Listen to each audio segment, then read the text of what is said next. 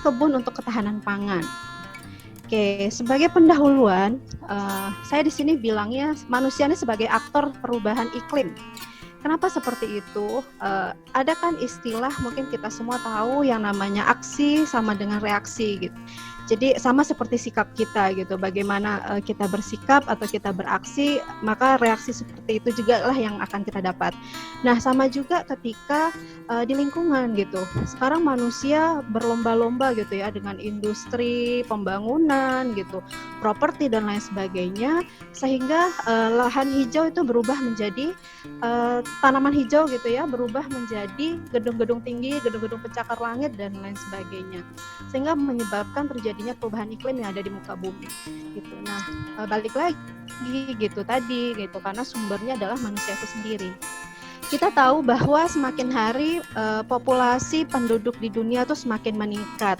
Walaupun dengan kejadian pandemi saat ini, konon katanya ini salah satunya polemiknya adalah untuk pengurangan populasi gitu. Tapi ya kita tidak tahu ya apa yang terjadi sesungguhnya gitu. Tapi yang pasti populasi penduduk itu dari tahun 1900-an sampai saat ini tentunya semakin meningkat. Nah, kita juga bisa rasakan perubahan iklim pun begitu gitu. Sama seperti dulu waktu pertama kali saya datang ke Bogor 2005, Bogor tuh masih lumayan adem menurut saya. Nah, sekarang saya tinggal di Bogor beberapa waktu kemarin, tuh Bogor sama Jakarta saya udah nggak bisa bedain cuacanya karena sudah mulai panas gitu. Lalu kita kaitkan juga dengan kondisi pertanian kita, banyak sekali ya karena kondisi iklim tadi produktivitas menjadi menurun dan lain sebagainya. Nah, ini dampaknya kemana ya? Jadi tentu banyak sekali ya, saya menyebutnya sebagai 1001 masalah. 1001 masalah di sini, salah satu masalahnya yang terkait sama perubahan iklim tadi itu adalah ketahanan pangan atau dikenal juga dengan food security. Itu mungkin beberapa kebanyakan peserta di sini juga mungkin sudah familiar ya dengan istilah ketahanan pangan gitu. Bahwa ketika berbicara ketahanan pangan, di situ kita tidak hanya berbicara mengenai jumlah atau cukup nggak sih kita makan, tapi juga kita berbicara apa saja yang kita makan, apakah jenisnya beragam atau tidak gitu. Jadi tidak hanya quantity tapi juga quality yang perlu diperhatikan di ketahanan pangan. Oke, ini saya mencoba untuk slideshow. Tadi tombolnya ketutupan. Mudah-mudahan sudah muncul ya di layar slideshow-nya.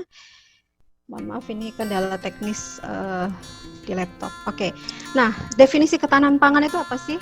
Jadi kalau kita melihat definisinya secara harfiah itu bisa dibilang sebagai kondisi terpenuhinya pangan bagi negara sampai ke individu gitu, sampai ke kita masing-masing individu. Nah, itu tercermin dari apa? Yang pertama adalah tersedianya pangan yang cukup, baik dari segi jumlah maupun mutunya, aman, beragam, bergizi, merata dan terjangkau untuk mencapai hidup sehat, aktif dan produktif secara berkelanjutan. Nah, ini nanti nyambung sama pembicara berikutnya Pak Nazif terkait olahraga gitu ya. Jadi kita berbicara ketahanan pangan itu kompleks sekali, tidak hanya masalah kita makan langsung ke mulut saja gitu ya, tetapi ternyata ketahanan pangan itu membahas mulai dari masalah ketersediaan atau availability, kemudian dari segi aksesnya. Kalau tersedia saja itu kan tidak cukup gitu, kalau tidak bisa sampai kepada konsumen. Jadi dilihat juga akses pangannya seperti apa, kemudian baru yang terakhir adalah konsumsinya. Di sini juga tadi katanya ada dari Dinas Ketahanan Pangan gitu. Ini mungkin sudah menjadi pekerjaan sehari-hari atau makanan sehari-hari di Dinas Ketahanan Pangan untuk melihat bagaimana ketersediaan pangan di masyarakat gitu, dilihat dari produksinya dan lain sebagainya. Kemudian apakah pangan yang ada ini bisa tersalurkan atau tidak. Ini juga melibatkan banyak sekali sektor ya gitu, termasuk misalkan berbicara mengenai distribusi itu kayak nyampe nggak sih gitu, sayur-sayuran yang ada di puncak tuh nyampe nggak sih di Jakarta, artinya ada akses jalan yang perlu dipertimbangkan di sini sampai akhirnya bisa dikonsumsi. Berdasarkan data dikatakan bahwa proporsi penduduk Indonesia dengan asupan energi kurang dari 2000 kilokalori itu ternyata masih 60% ya pada tahun 2011, dan ternyata 14% diantaranya kurang dari 1400 kilokalori per hari. Nah, ini kan menjadi masalah gitu ketika pemenuhan kebutuhan gizinya itu kurang gitu, sehingga kan akan berpengaruh juga pada produktivitasnya. Nah, dalam hal ini melalui Kementerian Pertanian sudah ada yang namanya program, banyak ya sebetulnya program, tapi di sini yang mau saya highlight adalah program percepatan penganekaragaman konsumsi pangan atau P2KP yang berbasis sumber daya lokal. Nah, disinilah nantinya kaitannya sama istilah home gardening, di mana P2KP di sini adalah mengoptimalisasikan pemanfaatan perkarangan melalui konsep kawasan rumah pangan lestari atau KRPL, ya, dan juga ada model pengembangan pangan pokok lokal dan juga sosialisasi promosi P2KP. Nah, lalu yang berikutnya ini yang kita harus pahami bersama definisi dari home gardening.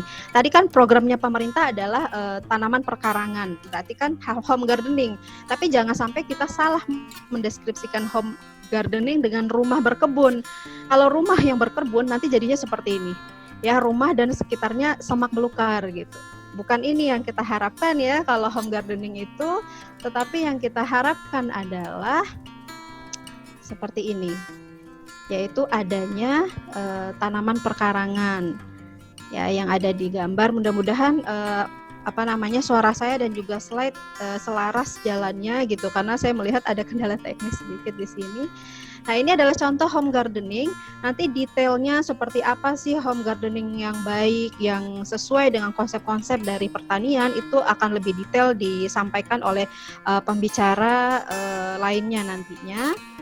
Nah, ini juga sebagai solusi ya, ketika kita memiliki lahan yang sempit misalkan gitu ya, jangan salah gitu, bahwa kita tetap bisa melakukan bercocok tanam gitu. Ada istilahnya urban farming ya kalau di perkotaan gitu. Ketika lahan terbatas, misalkan tinggal di apartemen, tetap bisa melakukan itu karena ada juga verticulture seperti yang ada di gambar ini, dan sebetulnya banyak cara yang dilakukan.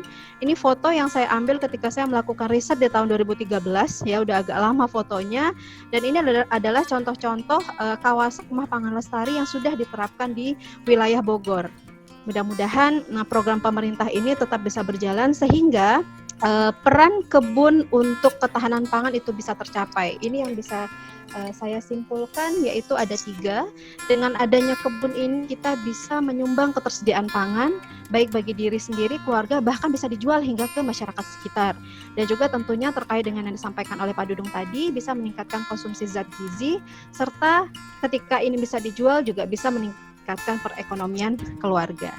Mungkin itu saja pengantar dari saya atau pembuka dari saya pada hari ini.